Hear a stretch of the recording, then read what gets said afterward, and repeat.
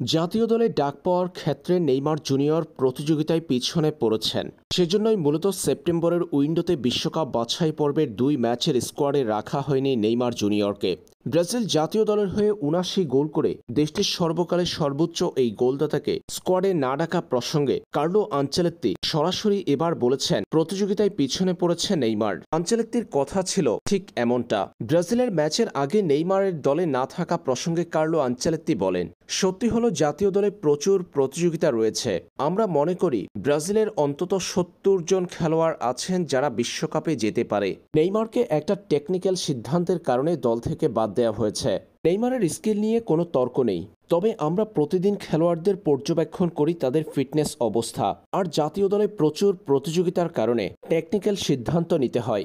এদিকে ব্রাজিল দলে ডাক না পাওয়ার পরপরই সান্তোসের হয়ে মাঠে নেমে নেইমার জুনিয়র দুর্দান্ত পারফরম্যান্স করে পেয়েছেন ম্যান অব দ্য ম্যাচের পুরস্কার। এরপর সেই ম্যাচ শেষে নেইমার বলেছেন, ইনজুরি কিংবা ফিটনেস ইস্যু কিছুই নয়, তাকে মূলত কার্লো আনচেলত্তি বাদ দিয়েছেন টেকনিক্যাল কারণে। এবার আনচেলত্তির কথায় স্পষ্ট হলো নেইমারকে ব্রাজিল দলের স্কোয়াডে রাখার ক্ষেত্রে প্রতিযোগিতায় ধরছেন না ইটালিয়ান এই কোচ। সেটা ব্রাজিলের জন্য কতটা ভালো হবে তা আসলে বলা মুশকিল।